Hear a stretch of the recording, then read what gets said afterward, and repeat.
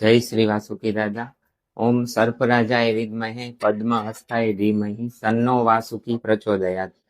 આપ સૌને જણાવું કે આપણા ગામધણી શ્રી વાસુકી દાદાનો મુખ્ય તહેવાર એવો બુધવારને તારીખ 13 ઓગસ્ટે ખૂબ જ ધામધૂમથી ગામધણી શ્રી વાસુકી દાદાના મંદિરે ઉજવવામાં આવશે.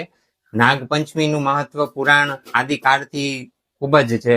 એક માન્યતા અનુસાર જ્યારે જન્મી જયે સર્વ નાગ કુળ પરિચિતને જ્યારે સર્પદંશ થયો, ત્યારબાદ તેમના પુત્ર જન્મી જયે સર્વ સર્પને દંડ આપવા માટે થઈને જે યજ્ઞ કર્યો હતો એ વાસુકી દાદાના ભાણા મનસા દેવીના પુત્ર એવા આસ્તિક મુનિ દ્વારા પંચમીના દિવસે તે અટકાવવામાં આવ્યો હતો. આથી નાગપંચમીનું એક પુરાણોક્ત મહાત્મ્ય એ પણ છે.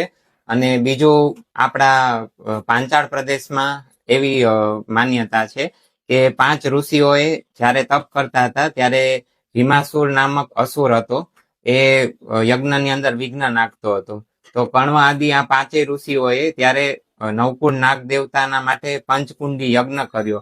અને પંચકુંડી યજ્ઞના અંતે 5મ તિથિના દિવસે વાસુકી દાદા પ્રગટ થયા અને આ ભીમાસુર અસુરનો નાશ કર્યો. ત્યારથી વાસુકી દાદા આ પંથકના રક્ષક દેવ તરીકે પૂજવામાં આવે છે. એવી પણ એક લોકવાયકા છે. અને શ્રાવણ મહિનાના 4 સોમવાર દાદાના જ્યારે મેળા જેવું વાતાવરણ હોય છે, અને એમાંય ખાસ કરીને નાગપંચમી એટલે દાદાનો મુખ્ય તહેવાર, આપણા થાન ચોવીસીના મહારાજા ધીરાજનો મુખ્ય તહેવાર. એટલે દર વર્ષની જેમ આ વર્ષે બુધવારને 13 ઓગસ્ટે ખૂબ જ ધામધૂમથી આ પ્રસંગને ગામધણી શ્રી વાસુકી દાદાના મંદિરમાં ખૂબ જ ધામધૂમથી ઉજવવામાં આવશે.